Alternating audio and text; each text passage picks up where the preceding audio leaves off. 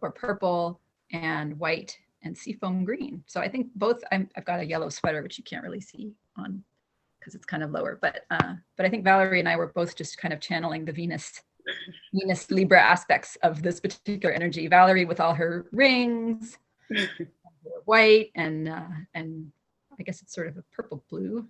Yep. Yes. Yep. And I've got my mother of pearl earrings, which mother of pearl is associated with the moon because it has to do with water. Yep. All right. So we are now live on YouTube. Why? Hello, YouTube. It is not helping me. Okay. All right. We are now live on YouTube. Welcome, everyone. We'll go ahead and get started. Still letting people in. Feel free to join us. Hello, hello, hello. My name is Valorie Lewis. I am the founder of Tarot Unicorns and Coffee. This is a Tarot Unicorns and Coffee event. And we have the wonderful, lovely, amazing astrologer Robin Poole as co-host today as well. So this is our new moon in Libra celebration. We like to emphasize the celebration. This is about having fun, coming together to learn about the moon energies and also some other things going on up in the sky, so that we can work more closely with those energies to help benefit us on our spiritual path or just on our life path. So the way these presentations work, for those of you who are new, is I'm going to stop calling myself a beginner. I am intermediate with learning about the moon and presenting these events from the perspective of focusing on the moon, whether it's a new moon or a full moon. We do them twice monthly for the new moon and then also for the full moon. So I'm very intermediate. I go in deep with the moon energies and where the moon is placed. And then sometimes I'll also bring in some other important astrological things. But Robin, the amazing Robin Poole, is a bona fide, true, real deal astrologist. And she is able to give you a lot more in-depth details, not only with what's going on in the moon, but what's going on with the sign that the moon is currently in and what's going on with other astrological events, happenings in our sky. So you get both views. This event is for everyone, for all levels. The way we do it is we kind of ping pong back and forth between us. I present first, the intermediate, entry level, and then Robin presents and we kind of go back and forth. So we have 3 parts to this presentation today. The first one is where we just give an overview and we talk about the energies. The second part, we talk about the rituals. And then the third part, I lead you in a guided meditation and or guided visualization. And that's how all of these events run. So they follow the same format. It is so great to see everyone today. I want to say that if you've been rocking with us for a while, you know how these events go. But for those of you that are new, we present there's so much. Like you can't just go into the new moon and get like a one web page that says this is what happens during new moon in Libra. There's so much information to cover that we pick the high points that resonate with us. Just know that this is not all inclusive. This is what resonates the most with us and what we feel called and moved by spirit to present to the group. So if you find something that piques your interest, by all means, research it, because I can guarantee you, Robin and I are just scratching the surface. If something piques your interest, research it deeply, because the fact that it's piquing your interest is showing that that's what you're spiritually or energetically drawn to. So go ahead and research it further. We give you overviews and you will notice that our presentations change. We don't talk about the same thing every time. So our rituals change every month. We're bringing you new rituals. So again, find what works for you, leave behind the rest. We will have multiple opportunities for discussion during this presentation. And if you have a question, please feel free to drop it in the chat, and Robin and I will try to keep an eye on the chat and answer your questions as it becomes available. As the time permits. Okay. I feel like I did a lot of talking this time around. All right. Everybody good? All right. Yay. All right. Well, let's get into the celebration. This is a new moon in Libra celebration. I have slides. I have slides this time around. So I'm going to begin this presentation by sharing my screen. One moment. Maybe I am.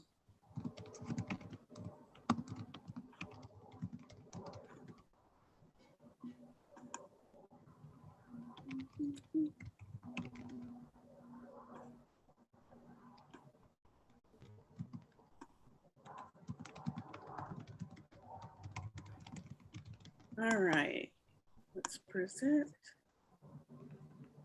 and hope that all my screens are there because I didn't see them just a second ago.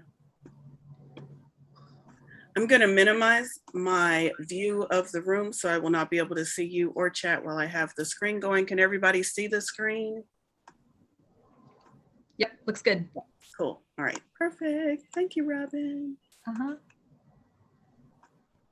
Okay. New moon in Libra, October 2021. What is going on with the new moon in Libra? So I'm going to begin by talking about new moon energies. So we have new moon, new you. Each month, the new moon gives us an opportunity to begin again in our creation of self.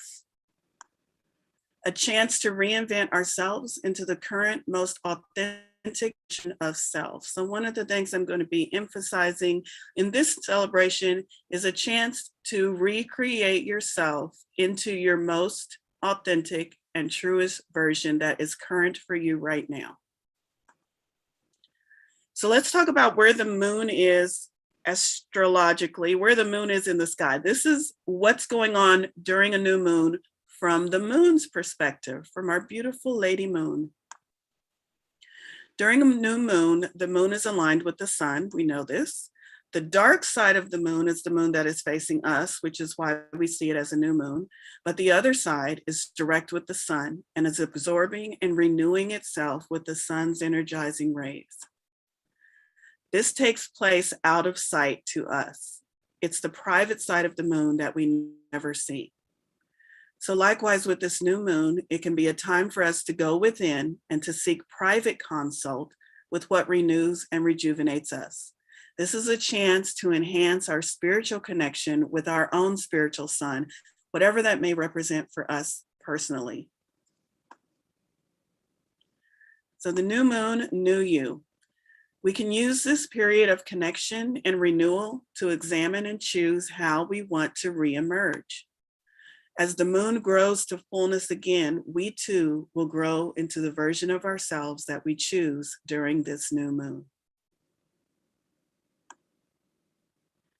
So this time I'm giving you a little extra information. These are going to be some new moon journal prompts. Feel free to write these down. I will drop them in the chat later if you would like, but some journal prompts, some things to reflect on during this new moon. Who do I want to be? Why am I not that person yet? What do I need to do to become that version of myself? Here's a bonus. I'm about to give y'all the answer to that question. Decide. That's all you got to do. Decide that that's what you want to do and that that's who you want to be. Easier said than done, right? What can I do now to begin living as the new, current, best version of myself? This journaling could also be used as part of your new moon ritual. So again, I will try to grab these and post them in the chat for you later once I'm done presenting. So that was new moon energies, new moon in general. Now the new moon is in Libra. So we have a new moon in Libra. So now we're going to talk a little bit about Libra energies. Libra is has the element of air. So Libra is an air sign. It is a cardinal sign. Its ruling planet is Venus. That's going to come into play a little bit later. Its key phrase is I balance, hence the scales as one of their symbols. By the way, Libra is the only astrological sign, I believe I'm correct on this, that is not an animal, that is represented by scales. scales of balance. One word mantra for Libra energy is decide. So the new moon in Libra. So cardinal signs mark the beginning of each season. In this case, it's the beginning of the fall or autumn season for those of us in the US. A new moon in a cardinal sign amplifies the energy of new beginnings and fresh starts, because we have the new moon, which is already the energy of a new beginning. And now we have the cardinal sign, which is also the energy of a new beginning or a new start. So cardinal signs are the initiators. They make shit happen. New moon in Libra brings balance. The new moon in Libra is at the time of the equinox when day and night are equal. Libra can bring balance and harmony to partnerships and relationships because it's ruled by Venus. So think Venus, goddess of love. If you start new projects during this particular new moon, it might be a good idea to bring in a partner to help balance things out. Libra is an air sign. Air signs are concerned with matters of the mind, intellect, imagination, and movement action. With the ruling planet of Venus, Libra is also concerned with matters of the heart, romance, relationships, creativity, and beauty. Again, I'm just going to pause to reemphasize. I find the keywords or phrases that most resonate with me for this presentation. If you look up Libra, there are probably 100, if not more, keywords or energies associated with Libra. So find the ones that most resonate with you. This list is not all inclusive. Libra rules the 7th house in the astrological natal chart. I don't know the word for it. Robin can tell you, but it rules the 7th house. Okay. What 7th house is about relationships and how we partner with others, because again, ruled by Venus, relationships, love, all that is coming together. Well, that one was out of things. Okay, so working with new energy in Libra energies, this is a suggestion. Pick 2 energies that you would like to focus on during this new moon. Again, this is not an all-inclusive list, but for new moon energies, we have self-reflection, renewing your energies, connection with your spiritual sun, new beginnings, new you, intention setting, and new projects. Libra energies, we have balance, harmony, relationships, pleasure, beautiful things, taking action, and decisions. That's bolded for a reason. Relationship, pleasure, and beautiful things are tied in because Venus is the ruling planet of Libra. So you can write these energies down. Write your energies of focus down, because you will be using these later during rituals. So I'm going to leave this screen up for just a moment to let you pick 2. If you choose. Let me go back. If you choose to. So what this might look like if you're, for me, new beginnings, relationships. Maybe I'm looking forward to using this energy to start dating again. I'm not, but maybe I am. So that's how you compare 2 of those things together. New you taking action, maybe the newer, most authentic version of yourself is the person that gets up and does stuff instead of just thinking about things and talking about things. So you see how you compare those 2 energies together to give you something to focus on with this new moon in Libra. So hopefully, everyone, I am pausing on purpose to let you all have a chance to pick 2. All right, I'm gonna move on. Hopefully everyone had a chance to review that list and pick 2 that resonated with them. We will be using these later during my version of the rituals. So let's move on just a little bit. I wanted to speak about, just wrap it all up, pull it all together. New moon in Libra energies, the overall dominant energies. So this new moon in Libra at this particular time in human collective consciousness, I want to stress that we're talking about this new moon in Libra with everything that's going on, not only in the sky, but also with everything that's going on with collective consciousness.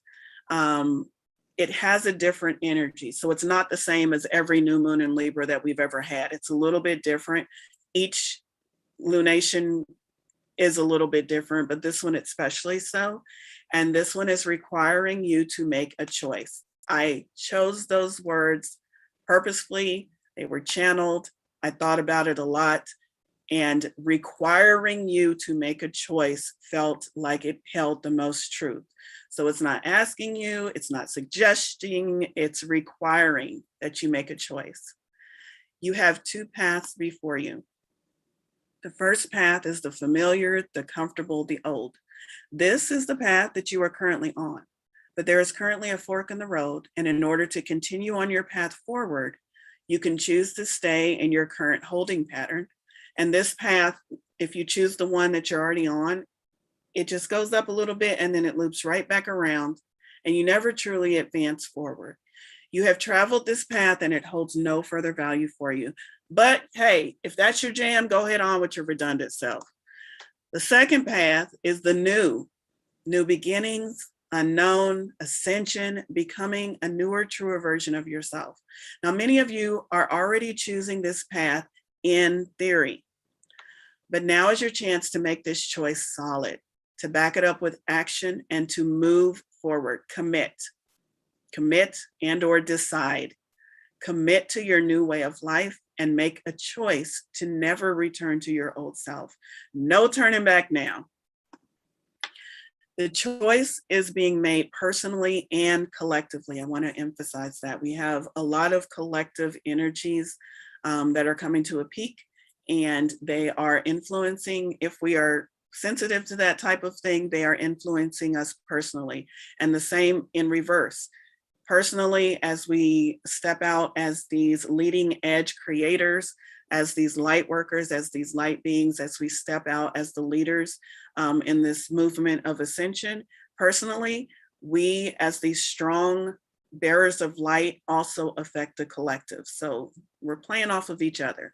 But I can say that these energies are coming to a crescendo.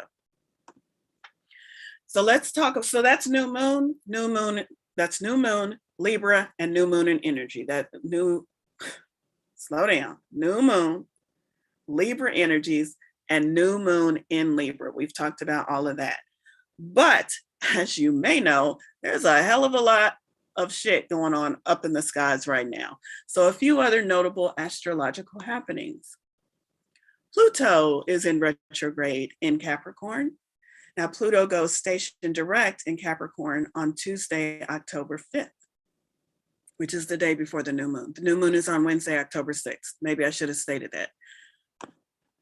Saturn is also retrograde in Aquarius. Saturn goes station direct in Aquarius on Saturday, October 9th.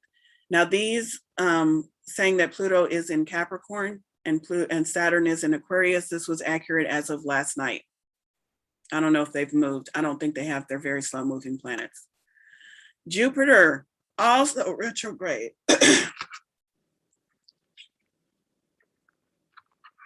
Jupiter is retrograde in Aquarius as well.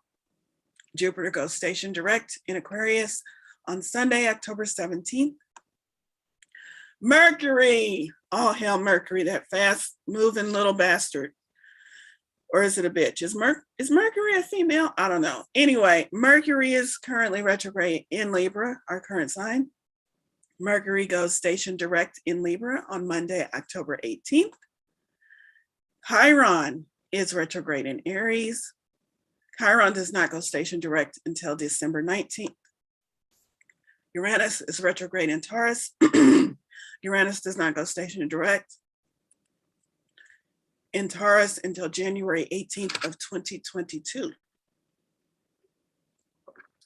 So along with everything else that's going on with our new moon and our full moon in October, we also have 4 planets that were retrograde that will be going direct in October. What does this all mean? It means what the fuck? Like, okay, so I'm not going to talk about each one of these retrogrades and what they specifically mean. You can look into that on your own. Pluto being retrograde in the sign of Capricorn has significance. If that piqued your interest, you can look into those. But here's what I want to focus on. Not where those energies are or were, or when they went into retrograde and what those energies mean. That would take probably a couple of hours. But what I want to talk about is the fact that they are going to go direct in October. And I'm going to talk about something called retro shade. And I just found this term the other day, a couple of days ago. Retro shade is a period of time when the planets change direction, a wobble or a slight unease just before the planets go direct again. Let me pause to say, when a planet is said to be in retrograde or going retrograde, it is not literally and physically reversing its direction in the sky. That's scientifically impossible. What happens is an optical illusion, where based on where it is based on the Earth and where it's rotating and moving, and based on our view of that planet from Earth, it appears to reverse. It's an optical illusion. Planets don't actually go in reverse. It's an optical illusion. So when that optical illusion shifts and the planet from our vantage point here on Earth appears to turn and go forward again, there's a period of time where it's actually, it's like, think of a big, huge 18-wheeler tanker. If that thing is trying to turn around so that it can go back the other direction, it takes a while. And so there's a period of adjustment when those planets are adjusting as they turn to, from our view, as they turn to station themselves and then go direct again. And that period is what I'm calling retro shade, or what others have called retro shade. So it's a wobble or slight unease. So we're like, yay, we're out of Mercury retrograde, but why is my phone still not working? Mercury retrograde was over yesterday. Well, there's still, Mercury moves fast, bad example, but there's still a little bit of a wobble as those planets change and then go direct again. And some of the planets that are slower moving, that are bigger, that take longer to do that, the effect of that retrograde actually overshadows for maybe 2 months. So let's say one of the big slower moving planets like Pluto or Jupiter goes station direct on, I don't know what day I said, I think I said like the 18th or something. We might still feel the effects of the retrograde for a week or so after it actually goes direct, just because those energies are still prevalent, because it's such a big planet, because it's very slow moving. And I call that period retro shade. Just be aware of it. So when these four planets that I talked about are all going direct in October, when these 4 planets go direct, it will create a change of pace, an acceleration of energies and activities. So as we collectively move forward on all of these areas that we have had a chance to examine and reevaluate during the retrograde, we will collectively move forward. So like I said, each planet being in retrograde allows you the time to turn within and to examine whatever that planet is a ruling planet of. For example, Mercury is the ruling planet of communications. Retrogrades are not a bad thing. I've been preaching that all month. Retrogrades are not a bad, well, it's only the 3rd. I've been preaching it since last month. Retrogrades are not a bad thing. Retrogrades give us time to pause, time to look back and review, how did I get here? Time to look back and review our beliefs and maybe our thoughts, like where I am right now, what beliefs was that built upon? Are those beliefs still valid? Can I change them? It's a chance for us to evaluate and reflect. So we've been doing the evaluation, we've been reflecting. We have 6 planets, one is an asteroid, but 6 planets in retrograde. Now we're going to have 4 of those moving direct. And so we're no longer in a period of reflection with those 4 energies. And so having been in reflection for so long, and now we're going direct, and now we're ready to move forward, it's like a big whoosh that's going to push us forward with acceleration. And this is collectively as well as personally. This may bring greater clarity and focus in all of those areas that those planets rule. And of course, clarity and focus usually result in quicker movement forward. When we can see where we're going and when we can focus on our goals, it results in us being able to quickly move towards those goals. All right, that is what I have for my portion of new moon in Libra. And I'm going to pause for any questions. Nope. Yay. Okay, I'm going to turn it over to Miss Robin. Thank you. Can you guys hear me okay? Yeah, good. So I just wanted to mention to Valorie, that was really great. And I loved your list of energies, and you had several comments in the chat saying it was a great presentation. You can look at those. Thank that you. Miss L agreed with you that she is thankful for the chance to reflect. I am thankful that you spent so much time talking about retrograde because I only had like one tiny sentence. Glad that you See, our presentations are just divinely orchestrated. I've been having a lot has gone on. I thought it was so funny you were talking about all the planets in retrograde. I did a tarot card reading this morning and 8 out of the 10 cards were reversed. I was like, okay. That makes sense. This is an interpretive challenge, but it felt very retrograde. Okay. So I'm going to start up here and dive a little bit more deeply into the astrology of this.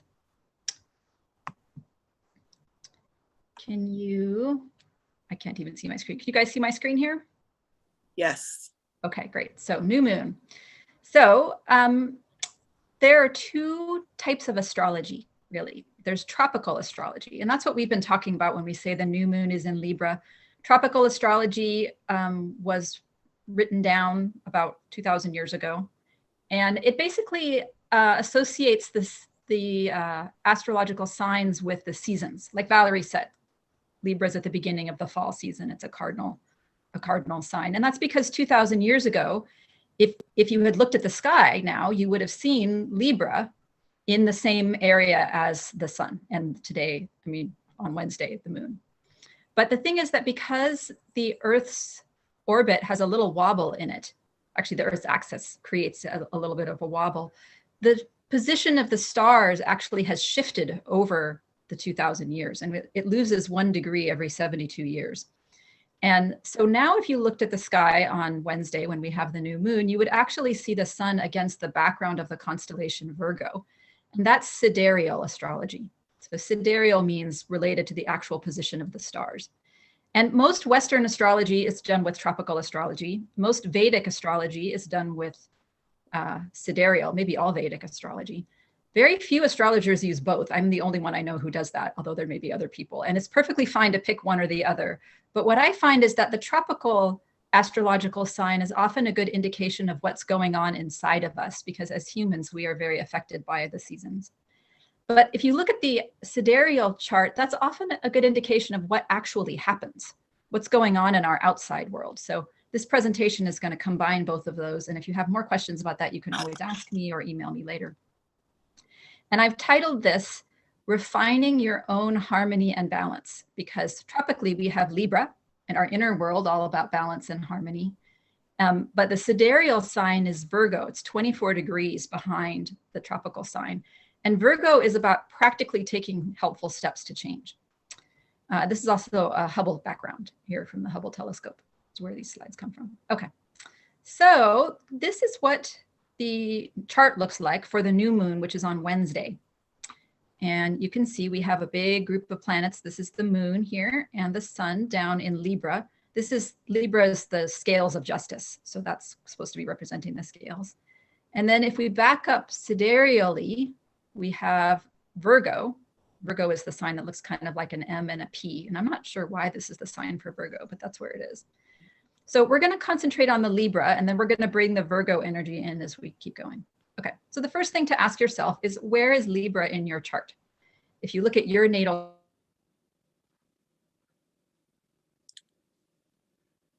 Did we lose sound? Raman?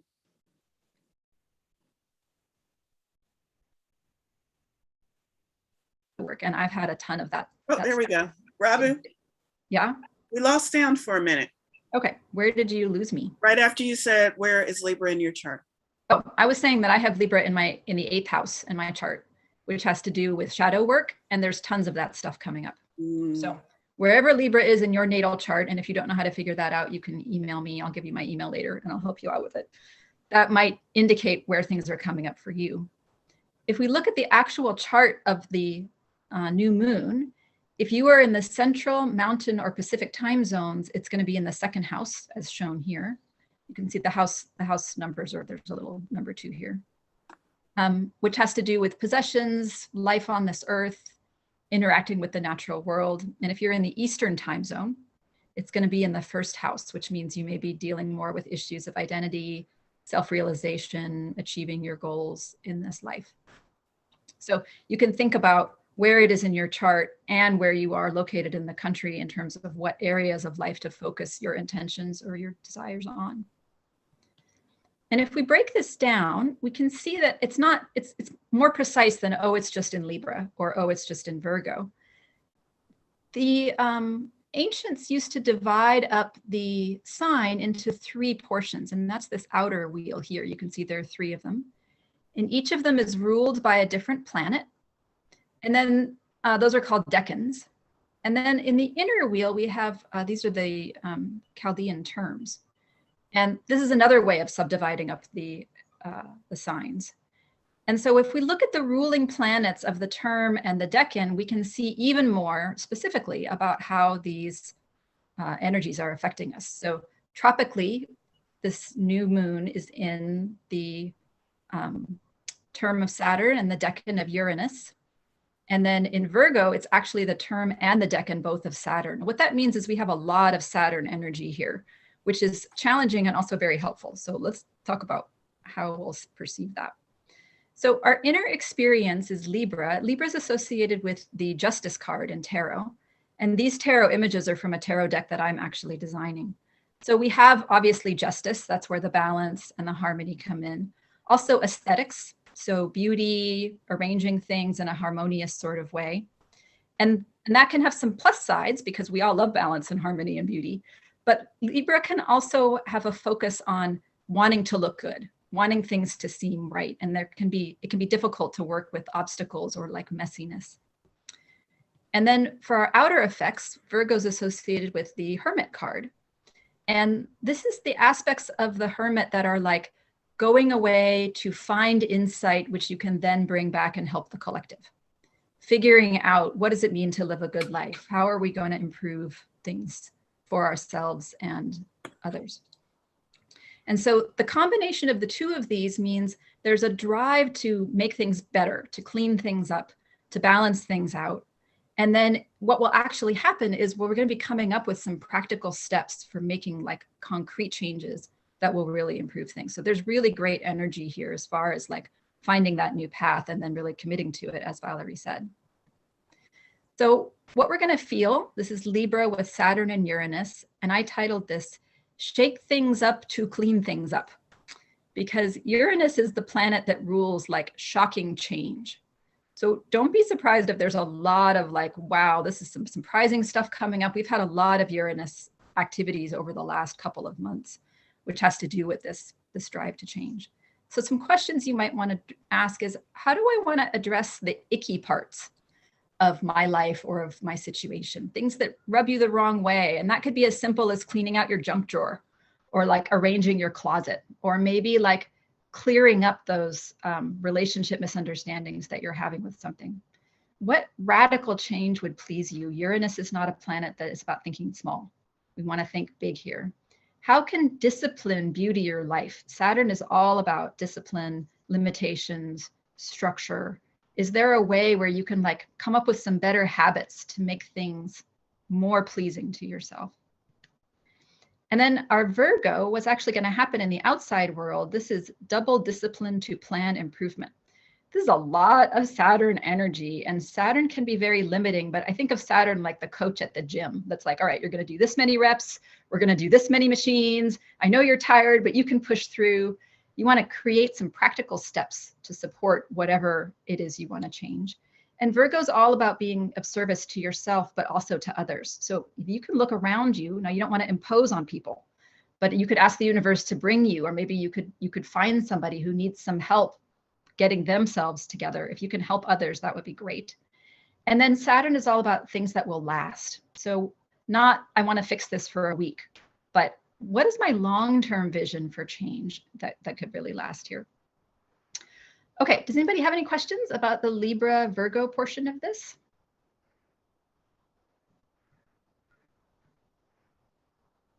I can't hear anything. Is that okay? Doesn't look like it. All right, great. So let's dive a little deeper into the astrology. As Valorie mentioned, we got 7 retrograde objects, 6 planets in Chiron. So that's non-negotiable inner work. She did a great job covering that. You can see the retrograde, by the way, because you can see the little R's here at the bottom of each of the planets. Those are all the retrograde planets all around here. Yeah.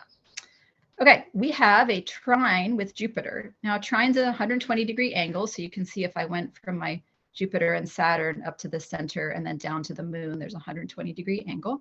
So this is really great because Jupiter is a planet of abundance and expansion, and Saturn is a planet of self-discipline, and the trine is a supportive relationship. So we have a lot of support here to help us make these energies into something that can really improve our lives. On the other hand, we have a whole bunch of other little planets here next to our moon. You can see we've got the sun, we got Mars, we got Mercury. This is a lot of cosmic energy. And there are a couple challenges here because Mars doesn't really like being in Libra. Mars is in detriment in Libra. And the sun doesn't love being in Libra either, because Libra has a lot of like wanting to make things nice and wanting to have harmony and wanting to have balance. It's not like a loosey-goosey, let it flow kind of sign.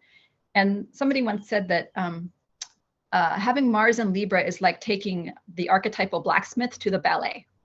You know, the blacksmith wants to get sweaty, work it out, be aggressive, use his energies. And at the ballet, it's like, no, you have to sit quietly. No, you can't drink and swear. No, you can't talk in the middle of things. Mars wants to have that aggressive expression, and Libra is not all about that, being ruled by Venus.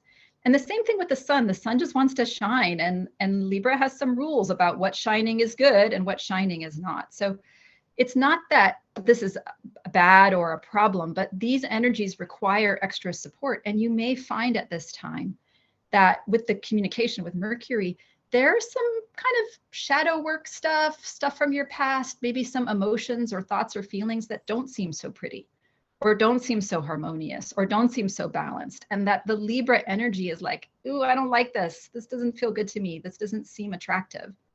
And so what you need is some extra support here for the Mars and the sun elements. And we're going to talk about that in a bit, but to be aware that it might be kind of a rocky road. We have this square over here with Pluto. Pluto's about deep transformations. And the square is a little bit like a fender bender. So you might be finding that your transformation in this time and what's coming up for you is not smooth and pretty and easy.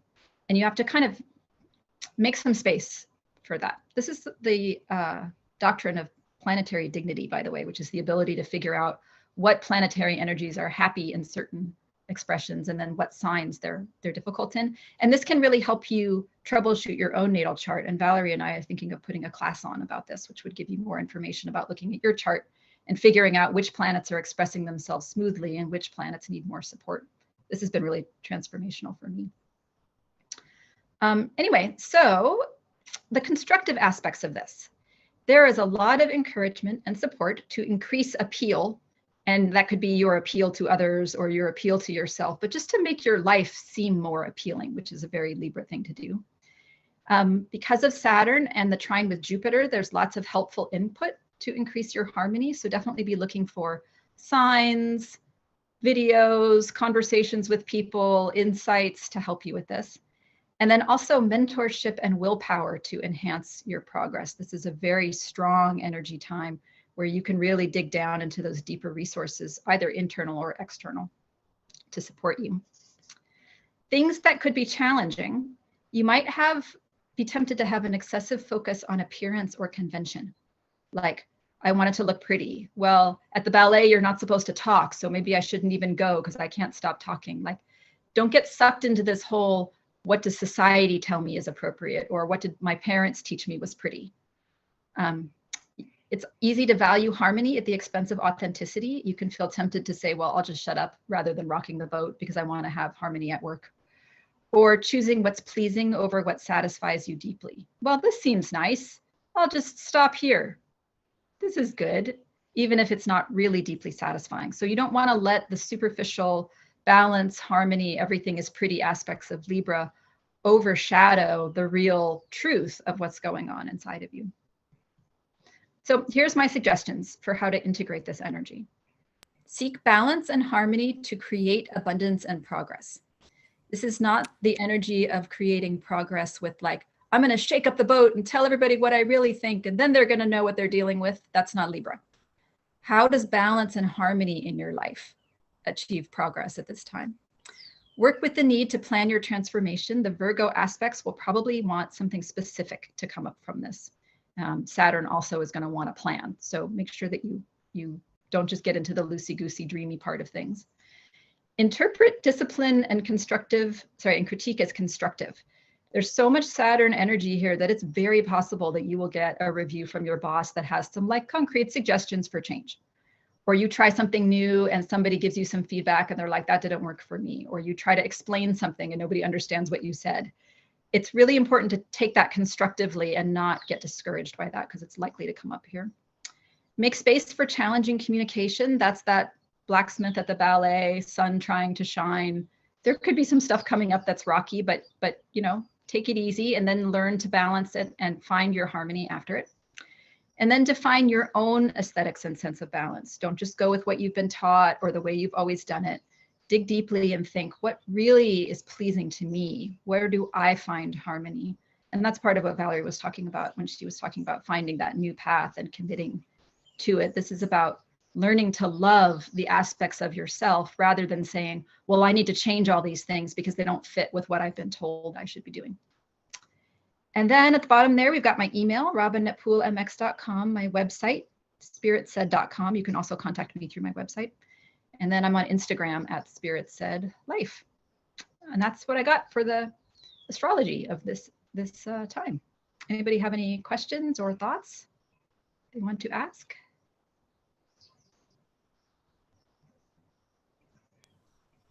I don't see any questions. Okay. Wait, Stell has a question. Do you have any idea what my birthday is going to be like? It's going to be on the 11th. Any kind of suggestions? Just for kicks. I don't know if that's possible or not. Okay. Well, the energy of your birthday. So if we go back, thank you for asking that question. This is the energy. This is the chart for October 6th. And by the time your birthday comes around, some of these planets will have moved. The moon will certainly have moved. Venus may have moved, although not too far. But all of these planets coming up here are pretty similar on the 11th. So my hunch is that this birthday for you is going to be a time to be thinking about what do you want to create in your own life that is 100% what you want to see. And that's what I would be thinking about at this birthday, is thinking, you know, I've learned all kinds of things about what worked for me and what didn't work for me. What do I find really brings me balance and harmony and peace in my life? And how can I get more of that, even if it seems like rocking the boat from other people's perspectives, or even if it's a departure in some ways of what I was doing before. And if you want to email me, we can take a look at the chart for your actual birthday. Birthdays are a great time to do what's called a solar return, which will give you some predictions for what you're going to be working with in the next year. So we can pull up a chart for that if you like. Thank you. I see nods from Miss L, so I think that answered her question. Okay, And perfect. I just want to jump in and say, I don't know if anybody else has a question, but I just want to jump in and say that was an awesome question, Miss L, asking like, what is it going to look like on my birthday? Or even what is it going to look like on the day I plan to move? Or what is it going to look like on Thanksgiving when I have to hang out with my relatives? Those are awesome questions. And Robin has given me so much insight in answering questions just like that. I highly suggest, if you're even remotely interested, get in a conversation with her about what it would take for her to look at your chart personally, because it's amazing. It's amazing. There's actually a whole branch of astrology that relates to answering questions about what will happen on the day that you do such and such, or like, what is my trip going to be like based on the chart for the time that you're leaving on your trip? So there are a lot of really, really cool things that you can come up with for stuff like that. Thank you, Valerie. I appreciate your positive I think I've recommendation. heard some people have actually saved their lives with that kind of insight. Mm-hmm.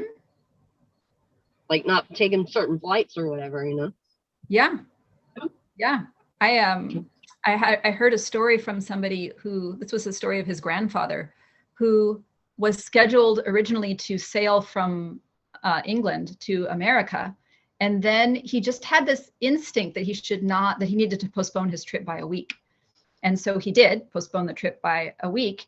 And then he set sail and he came here and he discovered that the original ship that he had been planning to get on had sunk because it was the Titanic. So he was originally scheduled for a trip in the Titanic and he just had an instinct to postpone for a week, and that saved his life. I love hearing stories like that. Magic is real, y'all. I love it. Yeah, I met this guy. I was at a relative's funeral and this man told me the story. I was just totally blown away. Grace has her hand up. Go ahead, Grace. Robin, do you have anything to say about the Mercury Cazimi on October 9th? I do, actually. We go back to that. So Cazimi is the astrological term for a planet being right in the heart of the sun. Is that what you're talking about? Yes, she's nodding. Yeah. Okay. Yes. But the planet is right in the heart of the sun. And there are a couple aspects to this. So the ancients believed that the effects of the planets were less intense when they were right next to the sun because you couldn't see them. They were obscured by the sun's rays. And so they thought the planets were less effective that way. But when you get right into the sun, right in the heart of the sun, then the effect of the planet is amplified. And so what that would mean in this case is that time, and it's usually like within a degree of the sun here. That is a time when that particular energy is highly amplified. So if you want to speak your truth about what is balance and harmony for you, about what you consider to be beautiful and attractive, those Libra type energies, or what you think is justice, that is a great time to do that. And in fact, you may be unable to avoid that. You may just find that you end up in a conversation and somebody says something and you just can't help it but to say, here's what I think about that. But they're also a great time to look inside of yourself and be like, okay, what do I really think about fighting for justice? That was my original, title was Learn to Fight for Beauty. So I think that because it's Mercury, there's going to be a lot of energy there for communicating what you really think. And that could be to an audience, or it could be just communicating it to yourself in your journal. But that's what I would be doing with that Cazimi energy. I'm sure that's what I will end up doing anyway. Yep. Does that answer your question, Grace? Yes, it does. And I have one more question that's about the chart setting that you use to get the decans and the second rulers. What's that chart setting that you use on? Is it astro.com that you use? Astro.com, right? And if you go to extended chart selection and you scroll down, there are two little buttons that you can click for tradition. This is traditional decans. There are multiple types of decans, but I like the traditional decans. And then this is, I think it's the Egyptian terms is the one I'm using here. Okay, thank you. Astro.com. And if you want to hang around a little bit at the end of our presentation, I can share my screen and show you how to do them. Or you could Google that. Okay, I use that site, so I think that I'll be able to figure it out. I was just wondering because there's so many settings. Yeah, that's what I recommend. Great. Okay, anything else? Not seeing anything. Grace, I just want to say thank you for that question. I learned a new term. I didn't know that was a thing. So thank you. All right, I'm going to stop my screen share then. Awesome. Okay. So now that we have all of this knowledge and wisdom about what's going on up there, The next question is, how do we work with these energies? How do we bring some of that energy that is beneficial to us into our life and work in a way that benefits us instead of fighting against these energies? You know, have you ever been just like slapped around by the energies and you're like, what is going on? I know I've been meditating. I know I'm doing things right. What is going on? Sometimes it's nothing that you are doing wrong. It's just that there's energies collectively, energies astrologically, and whatever those energies are, you might be in resistance to them unknowingly. So this is a great opportunity to be aware of what energies are there and find a way to bring them in and work with them in a way that's going to benefit you. And we call that rituals, or new moon in Libra rituals specifically.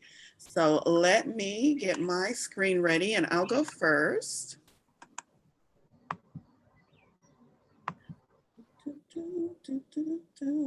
One moment.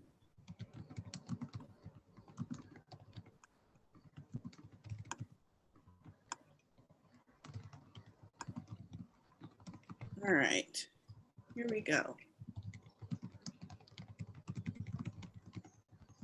Everybody see that? Yes, good. All right. Going dark, y'all. I'm closing my view. I can't see your heads anymore. All right. New Moon in Libra rituals, October 2021. Ritual number 1 is going to be all about crystal power. So these are the crystals that work well or have significance to this new moon and or Libra energy. And ways that you can work with these is to wear these crystals or to use these crystals in ceremony or meditation, or ceremony and meditation, whatever floats your boat. But here's some crystals that you might want to make note of. The first one is amethyst. And again, this list is not all inclusive. These are the ones that stood out to me. So amethyst enhances peace and calm. So again, when we're talking about Libra, we're talking about that balance, having balance in our emotions. It can aid in finding balance by helping you remain clear-minded and at ease, bringing that peace and calm to whatever you're dealing with, helping you find that balance. Rose quartz or rhodonite, I believe I'm saying that correctly. The picture is a picture of rose quartz, but rose quartz or rhodonite, these work with love, compassion, and emotional balance. And these are associated with Venus. So remember, Venus is the ruling planet of Libra. And this can help with balancing your heart chakra, balancing and opening up your heart chakra again, so that we can work with that Venus energy or that Libra energy of finding emotional balance. And then the last one is blue kyanite. And this blue kyanite is known to instantly align all your chakras. So when we're talking about Libra energy, we're talking about bringing things into balance. Kyanite, blue kyanite specifically, might be the stone for you or the crystal for you, because it instantly aligns and brings all of your chakras back into balance. It's also known to create and clear pathways. So remember, we talked about needing to make a decision in order to move forward. This will be an excellent crystal to work with if you need to be able to clear those pathways so that you can clearly see what your next step forward may be. It's also a stone or crystal that is known for connection, and it can bring things together harmoniously. Again, talking about that Libra balancing energy, and it is associated with air and Libra. So I have a beautiful blue kyanite necklace on. I can't see y'all, but hopefully y'all can see me. And I made this necklace myself. So I'm wearing this to bring in the energies of Libra and to balance my chakras and do all of that good stuff. So let's move on. Ritual number 1 is just finding whatever way works for you that you feel most resonance with in using these crystals. So the second one, ritual number 2, is to give your intentions wings. So we often talk about using the new moon as a time to set intentions. So here is a chance for you to reflect on what you journaled about earlier with those journaling prompts. Reflect on the 2 energies that you wanted to focus on, one from the new moon energy, one from the Libra energy column. And then write on a piece of paper, start on this piece of paper by writing the words, I intend, all caps. I would say do it in all caps, even though the slide doesn't show that. I intend, followed by the actions that you intend to take to bring about the desired manifestations. Actions being the key word.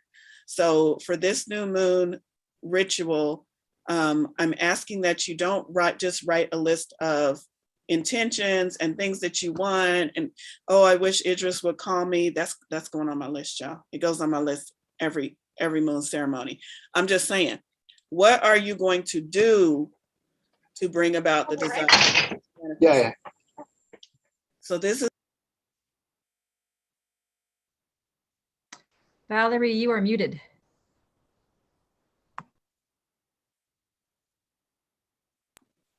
There we go. Okay. I'm not sure where I left out. So this is a time to not just write down a list of intentions, but to write about what actions are you going to take to bring about the desired manifestations. This is a time of action with this new moon, with this Libra energy. So use this new moon not only to set intentions, but to take action, cardinal, new beginning, cardinal energy towards bringing these things about. So you've reflected, you've written this down on a piece of paper, your entire spiel of I intend, whatever that may be. Hopefully it revolves around those two energies that you chose to focus on, and then try to fill the whole page with actions that you could take to bring this about. Now I want to interject, don't, I hesitate to say don't. Do you do you, boo. But on this paper, I encourage you to write any actions that come to mind, not just those actions that you've told yourself are feasible, not just those actions that you told yourself, oh yeah, I can do this, but I can't do that, so I'm not going to write that. Write down any actions that come to mind. If the action is go to the Emmys so that maybe you run into Idris Elba, write that action down. This is not a time to be skeptical about what is and isn't true. This is a chance to fill your paper with all intentions and really get into the flow. So what does this do when you write down impossible actions? It gets you into the flow of realizing that there is more than one way to reach your goal. So that's why I say be free flowing with it. Write down anything that comes to mind. Don't limit yourself. It also gets you into the flow of removing your limitations. So you got this piece of paper with all of this information outlined. What are you going to do with it? You're going to fold it into a paper airplane. Now remember that when you're folding these airplanes, if you remember back to when you were a little kid, those wings can't be lopsided. They need to be balanced in order for your airplane to fly. So balance, Libra energy. And you're going to be using the energy of air. Remember, Libra is an air sign, to give your intentions wings. So keep this airplane around for the next couple of weeks, and every time you pass by it, pick it up and fly it across the room, keeping in mind that you are energetically giving your intentions the lift they need, and that you are moving them forward through action. So you're actually moving them, you're using the air energy, you're using a balance because you had to balance it when you made it, and you're using all of these energies together to give the lift and move your intentions towards manifestation. So that's what I have for my suggested rituals. Here we go. I'm gonna stop that. And any questions? No? Good. I thought somebody was gonna ask me how to make a paper airplane. I don't know. Y'all gonna have to Google that shit. All right, turning it back over to Robin so Robin can show the rituals. How do you incorporate the cardinal part aspect of it into your ritual with that?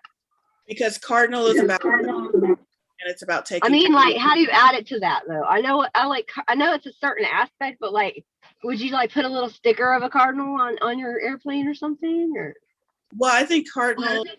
I mean, you absolutely could. I think just by throwing it across the room, that's the action. So that's the cardinal energy. But yeah, you could absolutely draw an actual literal cardinal if you want, if that's what helps keep it in your head. Yeah.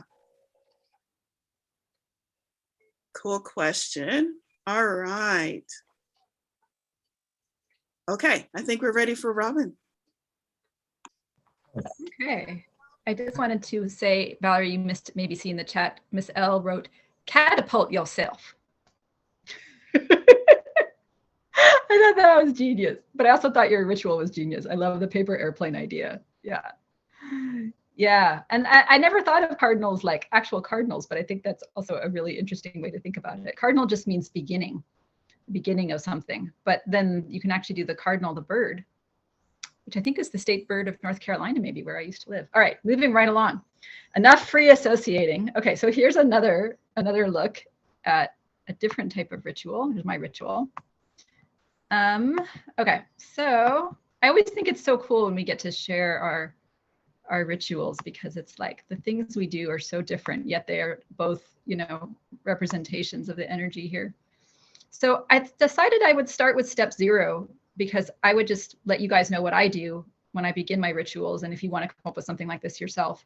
This was inspired by this book, Terosophy by Marcus Katz and Tally Goodwin, although my version is quite different from theirs. So this is the, I put my ritual together and I had all the slides done. And then I just had this instinct that I should let you guys know what I do to prepare for it. And this is the process I go through every time I sit down to start a ritual. So first I ask for help, connecting with my higher self or my inner self or my wounded child or whatever I'm trying to connect with, my passion for the subject, source, or spirit guides or whatever it is. Then I try to expand and dedicate myself and whatever I'm working with, if it's cards or crystals or a paper airplane, to the intention of the ritual, whatever it is. Then I imagine a bubble of love all around me to create a space for loving and productive work. I purify everything, which I usually do either with intention, or sometimes I squirt new moon water, or I ring a bell, or I'll wind up a music box and let it play to expel all unhelpful or negative influences from myself and my space. And then I surrender, being open to needed input or change. So I don't want to do one of those like, well, here's the answer I want, and I'm going to keep dealing out the tarot cards until they give me the answer I want. Like, I really want to get the input from spirit or source. That's what I need, even if it isn't what I want to hear. And I will note that this is an acronym and it spells out HELPS, HELPS. So if you guys like this, you're welcome to use mine. You can take a screenshot, or if you email me, I'll send this to you, or you can watch the replay and it'll be on there and you can pause and write it down. Or you could come up with your own acronym for your series of how you begin your rituals, spelling out some word that's meaningful to you. Okay, that was just a little background though. Okay, so here's step 1 for this ritual, is to choose 3 objects. The first represents a key, the second represents the offering, and the third is going to represent the outcome. And I just used my intuition, and I chose a little key charm, a dice, and then another charm with a rose, because I want to be more like flowering as my true and beautiful self. That's what that represented to me. So once you've chosen your 3 objects, then you lay out a 9-card grid of cards.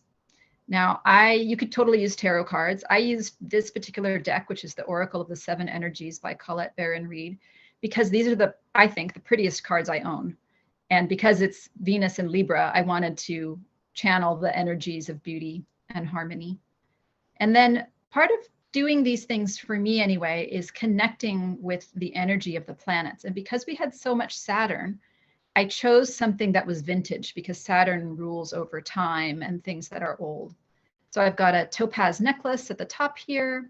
I've got a piece of old vintage lace, which is very Libra because it's beautiful, but also Saturn because it's old and highly structured. And then I've got 4 pieces of selenite around the edge here to represent the lunar energies. And I wanted to mention something just because I did this. That Renaissance magic talks a lot about dressing the part and wearing the right clothes and jewelry to help you connect with the planetary energies. And I always do that. And so this is I just turned the phone around and took a picture of what I was wearing when I set this up. So I chose this necklace because it's very Venus-y and Libra-y. It's got this picture of a woman, but it's also Saturn because it's old. And I've got pearls here because they fit with the moon, but I have this black pearl. My mother-in-law left me some beautiful jewelry. I have this black pearl because Saturn rules black stones. So this helps me get into the energy where I'm really connecting with Saturn, I'm connecting with Libra, I'm connecting with Venus, which I think enhances my insight and my inspiration for these rituals. And then I have Mercury, I mean, Mars in my chart is one of those planets that needs more energetic support. So I always end up wearing red. So I'm supporting my Mars. Okay, anyway, but you can dress obviously however you want. I just thought I'd mention this because it was part of my ritual. So once you've got the cards laid out in your grid there, oh, sorry, I forgot to put the slide in. This is a PDF that I made, which indicates all the colors that go with each sign and each planet. So if you want to take a screenshot, you're welcome to do this now, or if you want to email me, I can send you a copy of this image. I find that this is really helpful. I have it on my phone and I just pull it up every time I'm trying to figure out what to wear or what I want to do for a ritual for a planet. Okay, anyway, so once you have laid out your grid and you've chosen your objects, then you cast them. So you rock them in your hands and then you let them go and they go onto the grid. And what we're going to do is interpret the message and the actions that you're going to take based on where they fall. So my key fell onto a tall tale. My offering came up with the number 3, and I chose a dice because I wanted to know how many times I needed to repeat the offering. So my offering was a spirit of gratitude 3 times, and my outcome was a time machine. So here's how I interpreted that.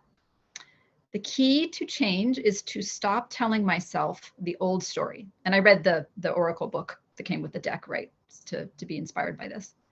My offering is I need to 3 times with gratitude tell the new story. I need to be grateful for this new story about myself, and I need to find 3 ways to write it down, talk to somebody about it, put it in an email, go outside and pray, whatever I'm doing. And then the outcome, because it said time machine, I ended up having a conversation with my ancestors. And I have some ancestors who were witches in Scotland, and I had a really eye-opening conversation with them that kind of changed my approach to spirituality a little bit. So I didn't set an intention for this because I really wanted to open to the wisdom of the universe and let the objects fall, you know, wherever it is that they were going to fall. So yeah, and then so when I really do this, I obviously did this in advance to prepare for you guys, but on the new moon on Wednesday, I'm going to bring in my husband and cast these again for him, and we'll see if we can figure out something for him. And then because I chose charms, I'm going to wear the key and the flower on a necklace for the remaining week, just so that the energy of this change can be on my body. And then every night I take it off and lay it on top of the cards. And then the next morning I put it back on. And that way I'm bringing that energy with me throughout the week to kind of cement or solidify the change. And is that it? Yeah, that's it. All right, anybody have any thoughts or questions about this? This is amazing. Thank you. Sorry, that's all I have. Oh, I'm glad. I was wonderful. I'm glad you like it. Yeah, I really like, and of course I, chose the cards randomly as well. So that gives spirit another chance to intervene in the messages. I love that, Robin. I especially love the idea of casting the objects. I was recently introduced to that method of divination earlier this year. But I really like this idea. I had never thought about just casting them over the top of tarot or oracle cards. So I love that. Yeah. I did want to comment on your screen. So as we have told y'all many times, Robin and I prepare our presentations separately. We don't even talk about them until we come together the day of to present together. And it's so synchronistic that you inserted that screen that talked about the colors associated with the signs. Was that what it was? Because my presentation, I don't know why I was psychically connected. I was like, what are the colors for Libra? And that's why in my presentation, because I heard that it was pink and blue. There were some other ones, but the ones that resonated with me was pale pink and pale blue. And that's why the screen for the Libra in my presentation was a gradient of the pink to the blue. And I was just like, oh my God, of all the things, we've never talked about colors associated with signs. And here we are in the same presentation talking about colors associated with signs. I just thought that was cool. Yeah. It is. And there are a lot of colors associated with signs. So I have some classic ones that have been associated. The ones I put up go back thousands of years. But you can always go with the colors that are associated for you. The real goal is to get yourself your inner self in line with the energies of the planet so that they can really speak to you and inspire you and guide you and heal you and direct you. And so if there's something else that resonates with you, then you should definitely go with that. The things I have here are kind of standard associations. And there's a lot of merit to tradition, but really what works for you is what's important. I want to mention something that one of my ancestors said to me. The ancestors are Scottish, and this piece of wisdom came through and I wanted to share it. And I was asking her, I was like, do you ever, they were witches, Scottish witches. And I was asking, do you ever feel guilty that you don't have more energy to help people? Like you're like, oh, I have this ability, I should be helping everybody. And what she said to me was, she said, well, if you don't have the energy to cast a spell, it's not the right spell for you. And I was like, that's a really good point. And she said, the goal is to work with your energies, not to beat them into the ground. And I was like, that's an excellent point. And that really helped me just to be thinking, you know, if you don't have the energy to do something, maybe that's not the right thing for you to be doing, either at that moment or just in general. And to really look inside of yourself, especially if you're dealing with, you know, fatigue, which a lot of us are, or autoimmune stuff or random pain, and to think, what do I have the energy to do right now? And to work with those natural energies inside of you. Anyway, that was my spot. Okay. All right. Thank you guys, as always, for listening to me and letting me talk about rituals. Can we just give a round of applause to Robin's Scottish accent? That was awesome. Can you be a Scottish witch for Halloween and like do a whole video where you just talk in that accent? I love it. That's a great idea. I was just thinking about what to do for that. They were great. They had all kinds of interesting things to say. We'll do the Scottish, the insight from the Scottish witches video. I asked them, I was like, what did you, I said, did you ever have anybody who was like telling you that you should be doing things differently and the way you were doing things was wrong and you should be doing them differently? And she's like, people don't always be knowing what they think they're knowing. I love your ancestors. I just want to hang out with them for a little while. Well, that's what I said. I'm like, can I just like come back and talk to you guys all the time and you can give me direction? And she was like, well, maybe a bit, but you got to find your own path. I can't be doing things for you. Like, are you sure? Because you're super cool. I would really like it if you would just do this thing for me. Oh my God, can I talk to them too? Seriously, they are the bomb. I love them. Yeah, they're great. Oh my God. You could do a whole event where you just channel her. That would be amazing. Seriously, wisdom from the Highlands. Oh, yeah. There you go. That would be, I mean, that would be a thing. Yeah. There you go. Yeah, between Valerie's Tilted Tarot and your wisdom from the Highlands, you guys can clean up. Seriously. I mean, you could do a whole TikTok on that. And yeah, you could clean up, girl. Yeah. Seriously. All right. I will think about that. We'll think about what to do with the Scottish witches. The thing is, I never would have thought to do that if it weren't for the ritual landing on the time machine. And then I read what it said in the book, and it talked about connecting with your ancestors. And I was like, well, I guess I could ask to talk to the Scottish witches. And so that's partly why I went to that. With just open to any sort of insight that came up, because I'm like, I want something new. Yeah. Okay, good. And I'm seeing a couple of emails here in the chat. People are direct messaging me their emails if they want the ritual or the planetary color thingy. Yeah. So yeah, and then this is going to be on Facebook as well, so you guys can watch the replay if you want to take a look at it too. Yes. Yeah. Great. I'm so glad you guys liked it. I was worried it was too much, and I feel good now that people are like, no, this wasn't too complex. Never too much. Okay. All right. Do we have any more questions about new moon, Libra energies, or anything that we presented or talked about before we move into the guided visualization? Hi. So Robin, so I'm a Libra. So are there any suggestions that what to do about that? I'm also an empath too. So Uh-huh. any like in terms of like protection, have crystal, you have amethyst. I don't like any crystals, like that's what that you suggest, like what to do, to work with, like and with like in the tarot with the oracle, that's what kind of thing going on. That's what that I'm just wondering.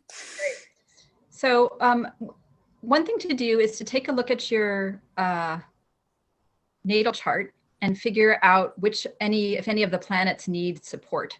As I say, we're going to do a class about that, or if you want to set up a call with me, I can explain how to do that.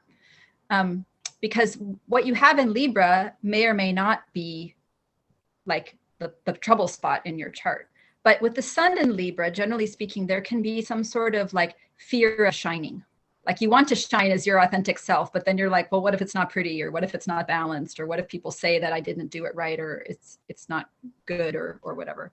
So the real trick with Libra is to learn to love and find beauty in your natural way of shining. It's not like the ballet where the ballet has been like, there's ballet standards and you're supposed to dance the right way. You have to learn to love what you have. And as much as I'm totally for like, make your own decisions, become the person you want to be, what I discovered for myself is that the person I wanted to be is not actually who I am. It's like wandering around wishing I were an NBA player. I'm 5'5", you know, I have health problems. I've never played basketball. It's just not going to happen because it's mostly a result of what my parents told me was good and what I have seen them succeed with. And I'm not an NBA player. I'm like a chrysanthemum, something completely different. And so a lot of times, especially if you're an empath, there can be challenges with feeling like, well, I'm not productive, or I'm too sensitive, or I pick up other people's energies, or whatever it is. And so a lot of it is just learning to say, you know, you're not here to become some ideal person. You're here to learn to love what you actually are. And there are plenty of ways in which you have lots of choice about how you want to implement that. But you can't plant a rose seed and expect a redwood tree. So part of you was on board, or source or spirit thought that who you actually are is really great. And you might need to ask for wisdom and insight in terms of figuring out exactly how is it great to be me, and then asking why it doesn't seem so great and finding a new way to think about these, or releasing those messages, or realizing that that would be great for the redwood tree to be that way, but just because redwoods are so great doesn't mean we should all be redwoods. So really ask for, what is it deep inside of me that I think is balanced and beautiful and harmonious and just, and how can I hone in on that and release the things that say I need to be different, or who I am is either I don't like it, or it's painful and it's impractical, or whatever. Does that help? Yeah, that's beautifully put. Thank you. And then what planets, crystals, and things are associated with Libra or the sun are probably good for you. And the trick with them is to make sure that they're touching your skin. Okay. We tend to wear crystals on the outside or put them in our pockets, and there's no reason why you can't do that. But like, for example, if you look at this amethyst ring I always wear, see how all those stones always they stick out? Yeah. And so they do that because then I turn it, and that way my skin is touching the actual stone itself. I see. Yeah. So you have more of a connection to it. And then just connect with those solar energies and say, my sun needs support. I need support to shine. How can I shine more comfortably? And then think about whatever activities, if that's going and sitting in the sun, if it's taking a walk, if it's petting your cat, like what brings out that sense of inner shining for your sun in Libra. I actually have a puppy by me. So I was actually just about to ask you, are animals affected? That's what, by the new moon? Like that's what, how does that work? That's what for them. Cause it's, I just got him. So that's what, so I'm just wondering, like, that's what, like, what should I be aware of? I don't know anything with that. Your question is, are animals affected by the new moon? Yeah, by the new moon. Like, that's what, like, cause like what, like the new moon, like in Libra, particularly for this new moon, that's what, so like, how is that for for it? How is that going to be? That's what. So my first thing to say is I am not an expert at all on this. Okay. And in fact, what you could do is keep a journal about your pet at the new moon and the full moon, and write down what happens, and then come back to us in a couple of months and say, here's what I've discovered. But the other thing I would say is that the signs, as I say, are associated with seasons, and animals are certainly affected by the signs. I mean, by the seasons, right? So at this time of year, this is the time when animals are thinking about how to survive the winter. So there's a sense of wanting food, wanting comfort, wanting to know that things are stable, wanting to know that they're going to have shelter. And so what I would suggest with pets in general now is that this is the time to use those Libra energies to bond in that relationship, reassure them that things are stable, that their home life is stable, that they're loved, that their resources are there, that they will have shelter through the winter, and that they are precious and special to you, so that they can feel secure heading into what their instincts are telling them are like the lean months where the threat of death or injury is escalating. Yeah, that's interesting. Thank you for sharing. Thank you. Keep track of that. I really would be interested to hear. Yeah, thank you. Yeah, he's a pug puppy. Aww, so I don't know if I can. This is what I have on my lap. Oh my gosh. I love animals. We don't have any live animals in the house. And so I've had this since I was like 5. So it's here. Oh man, that held up well. I was that kid. I have 2 planets in Libra and 3 in Virgo. So I take really good care of things. I love it. I'm surrounded by stuffed animals I've had since I was like a tiny child. They're all over the room. Lori just called her pets terrorists. You mean before a cat?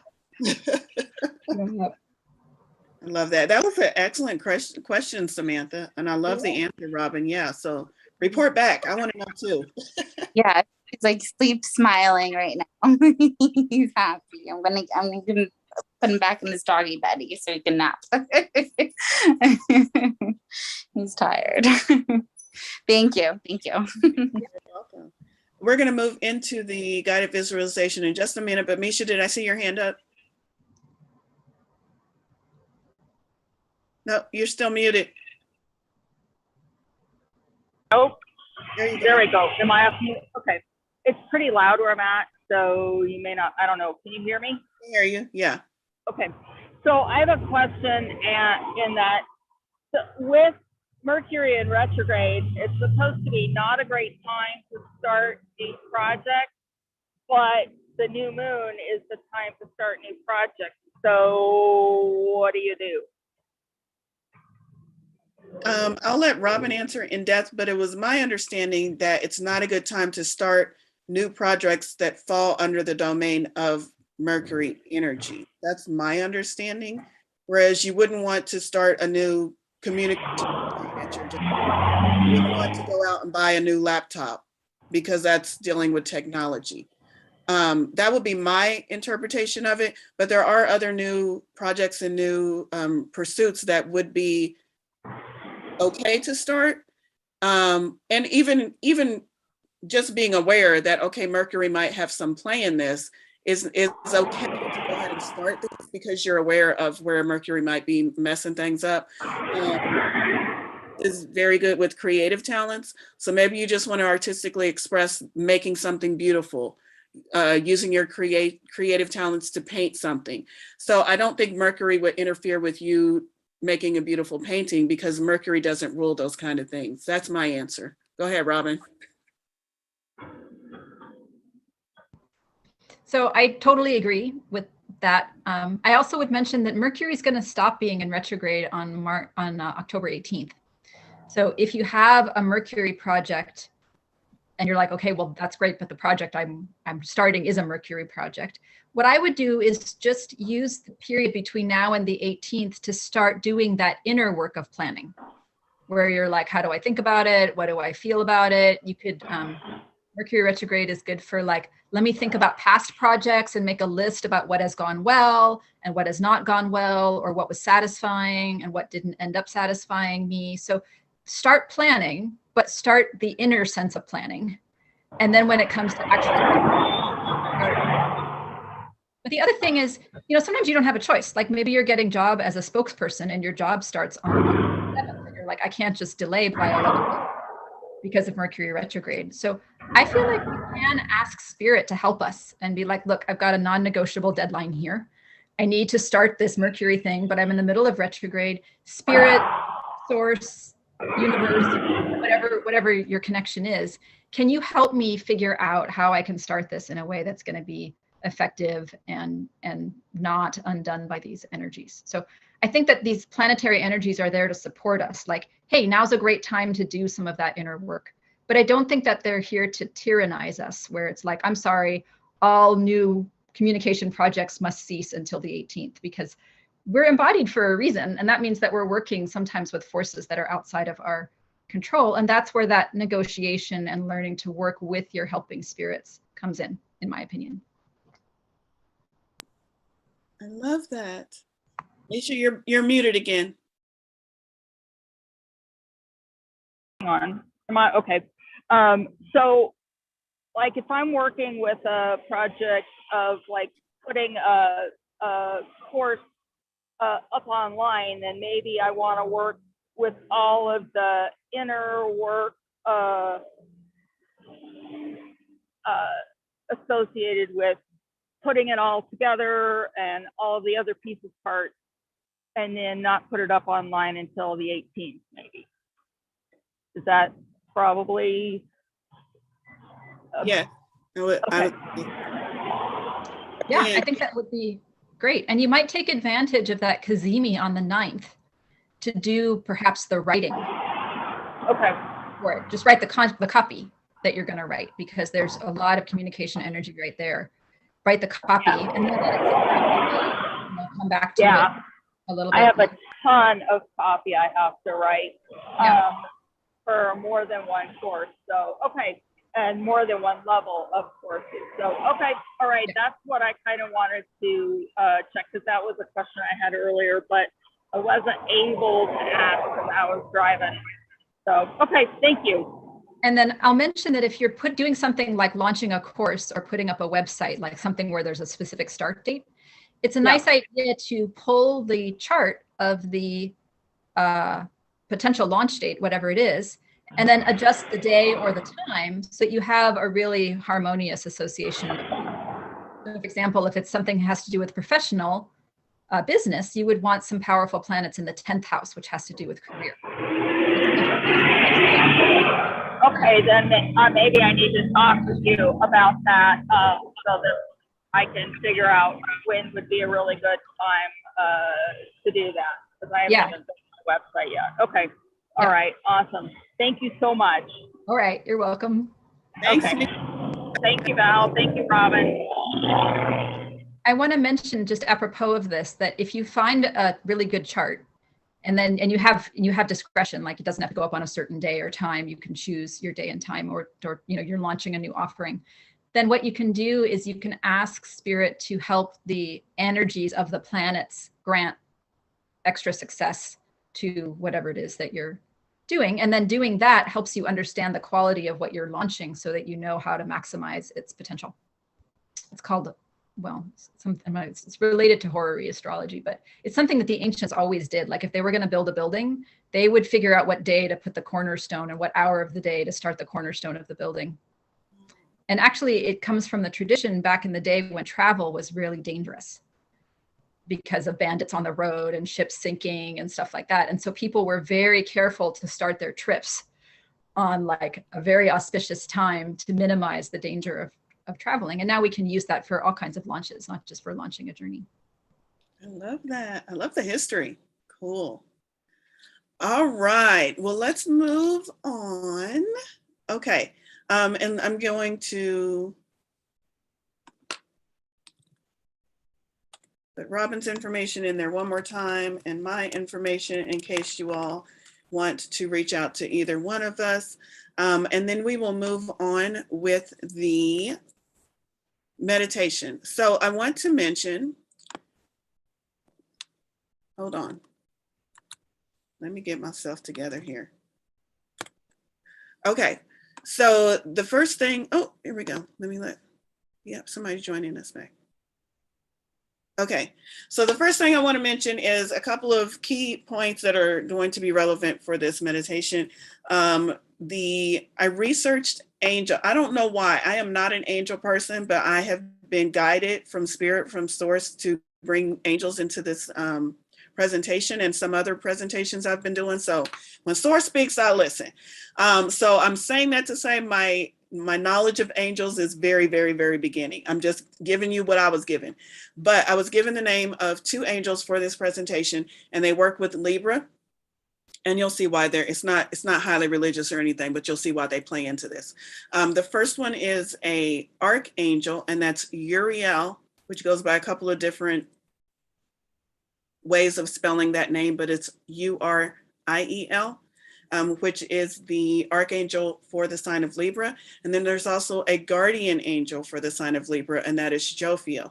And I find that very interesting that Jophiel is the guardian angel, because Jophiel has had a lot to say to my friends who are very in tune with angels, all about messages and changes and shifts and all of that. So I'm bringing those angels up because one of them will be mentioned, and just for your own personal research, if you find that helpful, to pull any of those energies or ask for either of those 2 to help you through these energies. But one of them will be mentioned in the meditation. So a little bit of change in the meditation. I'm going to call it a guided visualization, because I'm going to be talking a lot during this, and it's more like a visualization than a meditation. So it's okay if you don't find yourself all the way deep into a meditative state. This is more about a visualization and walking you through to help you get familiar with these energies, and hopefully clear some obstacles, challenges on your path, on your journey forward. So with that being said, we'll go ahead and get started. I'm going to ask everyone, again, if it's more comfortable for you to close your eyes and relax into this as a meditation, please feel free to do so. So we're going to take a moment just to get settled into where we are, comfortably seated. Relax yourself. We're going to let the world around us just drift into the background. For just this time together, we're going to just focus on where we are. Focus on our being, on our physical self, on our spiritual self. Kind of put ourselves in a spiritual bubble where none of the outside world is going to affect us for this time. Take some deep breaths. Really relax and settle into where you are.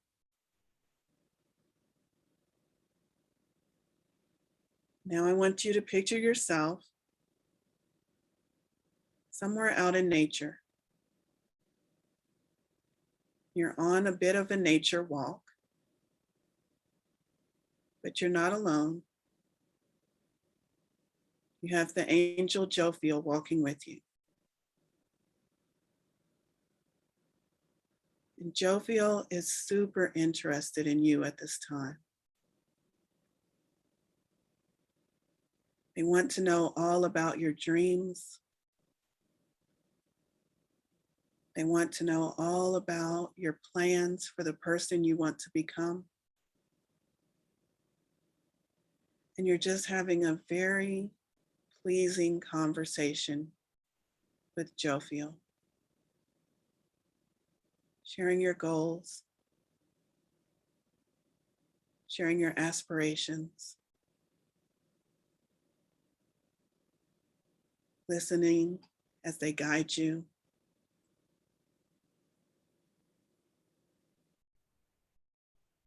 Explaining what it is you want to achieve.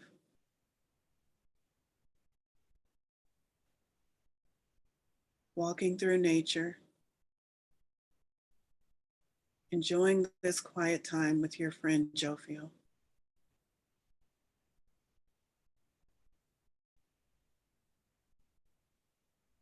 Jophiel asks you, what would you like to focus on? If you could have any of those dreams right now,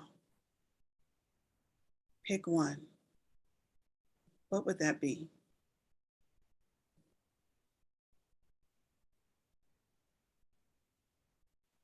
Think about it for a little while. And you share with Jophiel what that dream is, what that goal is.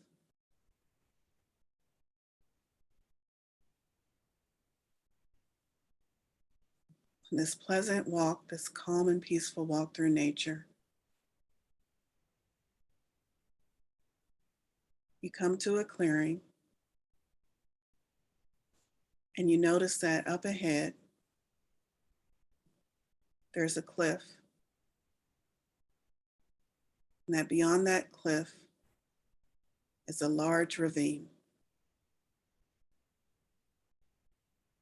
Now you can still see over to the other side of the ravine, but there's no bridge.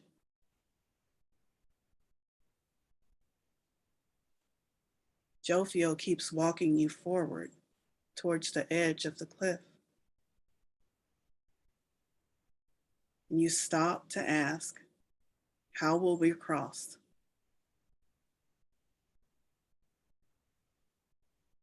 As soon as you say that, you see a rope, a strong and sturdy rope anchored on your side, spanning the ravine and also anchored on the other side.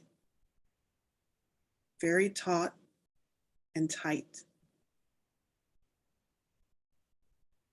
You look at Jophiel, almost laughing. You don't expect me to walk across that rope, do you? Jophiel says, yes, but I have something to help you.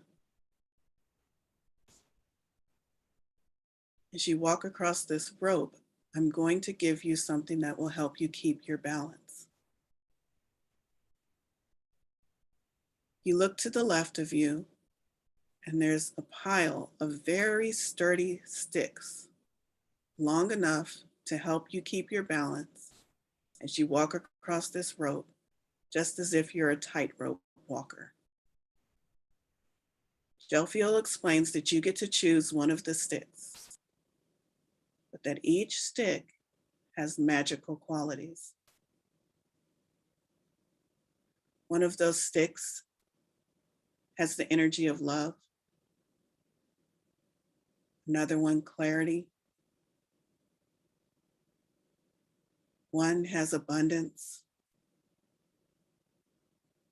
One has communication. Maybe some of them are imbued with spiritual gifts, like the gift of clairvoyance, psychic abilities.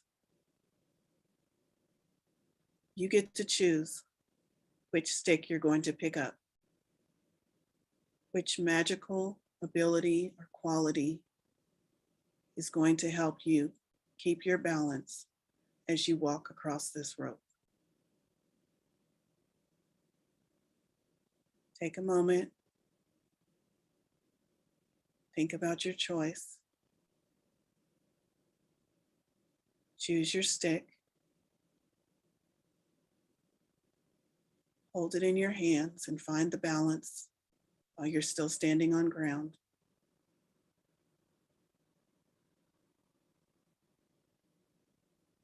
Now walk over to the edge of the cliff.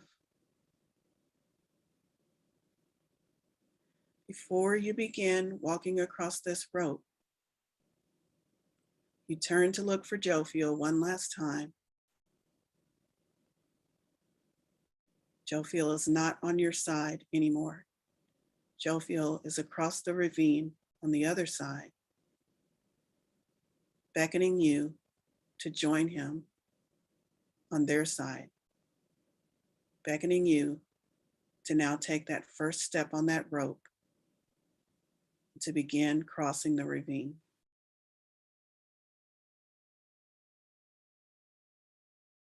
You find your balance and you take that first step.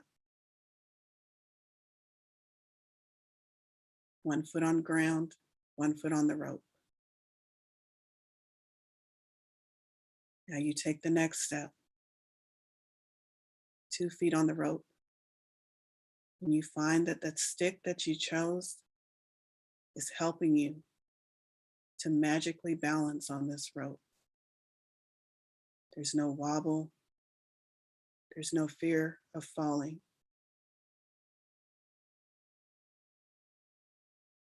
The only thing you need to concentrate on is the placement of your feet as you make sure that one goes right in front of the other on the rope. You continue moving slowly, one foot in front of the other. Seems as if it's taking you forever to cross this large ravine. You keep your eyes on Jophiel, who's still beckoning you forward.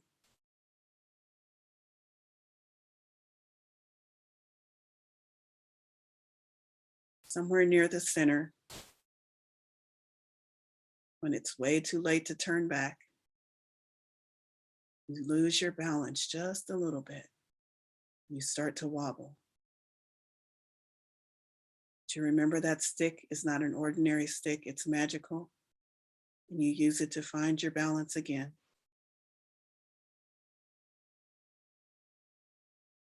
Continue moving forward. Once you pass that midway point, the rest seems to get just a little bit easier as you can anticipate finally stepping on solid ground again. You're almost there, almost to the other side. And now you just have 2 steps left. You put one foot on solid ground while your other foot is still on the rope. Then you bring that other foot onto solid ground as well. You are standing facing Jophiel on the other side of the ravine. You're still holding on to that magical stick that you chose, the one that aided you to balance you as you walked through the air across this rope.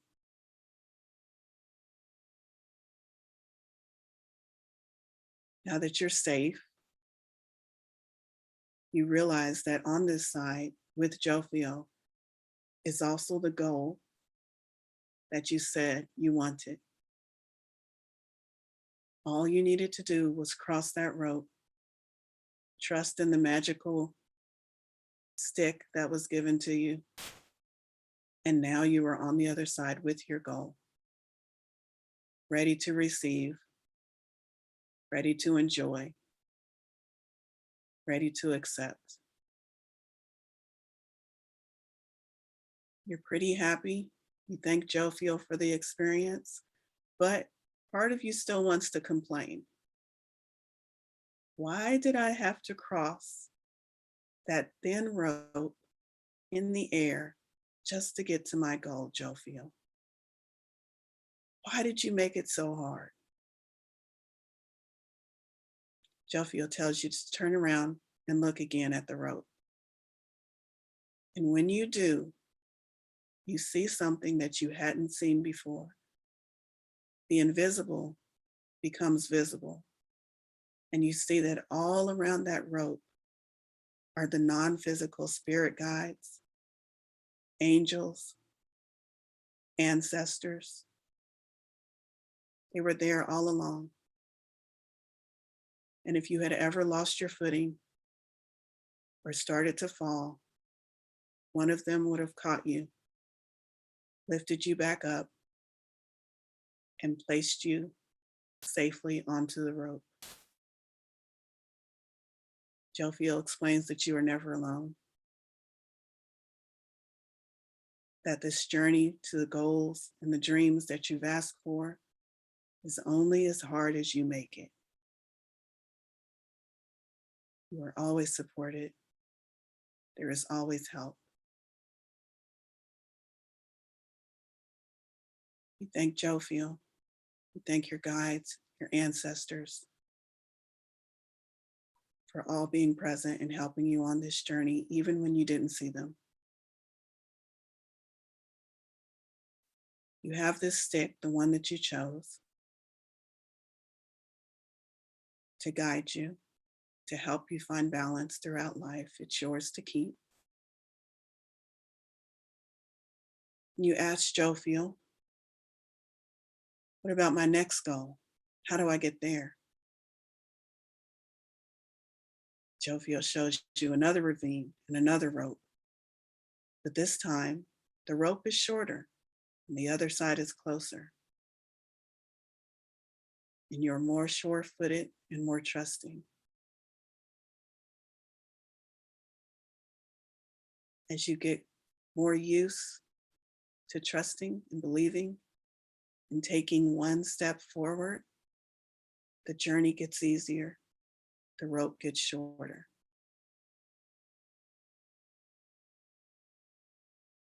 We thank Jophiel for this lesson. And this time you eagerly and without hesitation step out onto that rope once again, one foot in front of the other, headed towards your next goal, your next dream, knowing this time that you are fully supported.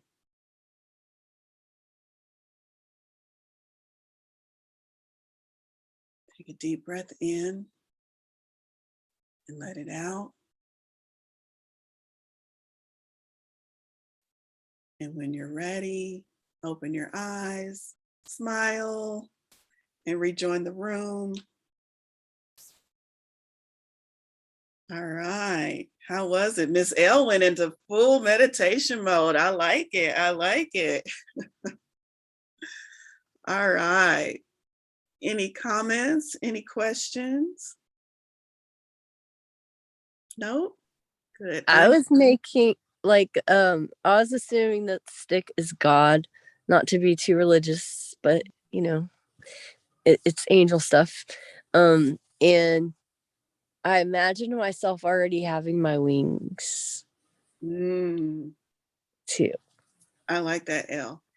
But I know they always there for me. That is a good reminder. I just haven't really been always remembering it, the stressful times. Yeah. I love it. Thank you, Elle. It's interesting that you imagined yourself having wings, because when I first had this meditation, the idea was to have you look to the side and see different various wings that you could choose. And Source was like, nope, don't make it wings. It needs to be about balance. And that's when Source changed it to sticks for me. But it's interesting that you mentioned that, because my first thought was wings to cross the, in the air.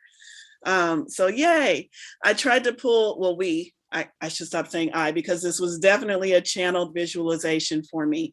We tried to pull on all of the elements, in that you were crossing, you were in the air, you had balance, you needed to balance the energies of Libra, and then you also had Jophiel with you, helping you, and you were moving forward to try to reach your goals. So hopefully that benefited everyone, pulling all of those energies together. Yay. I felt like the sticks were really meaningful to me, because what I got was a stick, like the tightrope walkers have, right, with a weight at either side, but it had a much bigger weight on one side than the other. Ooh. And I'm like, that's not a very balancing stick, right? If like one weight is much bigger than the other. And what Jophiel said was, he's like, well, you've got to carry the heavy weight right next to you and put the lightweight way out at the edge, and then they're going to balance. Ooh. And I was like, what's the point of this? And he's like, you have to figure out what you have to hold on to and clutch to you. Balance doesn't mean an equal balance of like light and dark and good and bad for everyone. Some people need to concentrate much more on one thing because they are naturally drawn to this, to the negative. Like if you have lots of negative voices, it's like you got to clutch the good really close to you in order to achieve what is balance for you. That's deep. I got full body chills when you explained that, Robin. So maybe it was for me that the Source was like, no, Robin's going to need the whole stick lesson. I love that.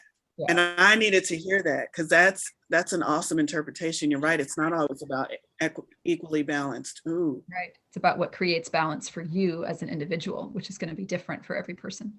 Yeah. I wanted to mention, by the way, that part of the reason that Libra is about balance in relationships is that from a seasonal perspective, heading into fall, you want to make sure you're not fighting with the people that you're going to spend the next 3 months cooped up with during winter when the food gets tight.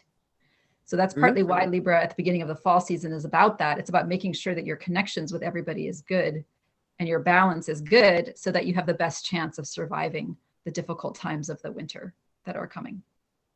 That's funny because Florida's just not usually like that. Yeah. But I saw something in what you were saying too about, I think they probably were presenting that too, as far as my aspect, because I need to get organized. I got to purge, so I can keep moving.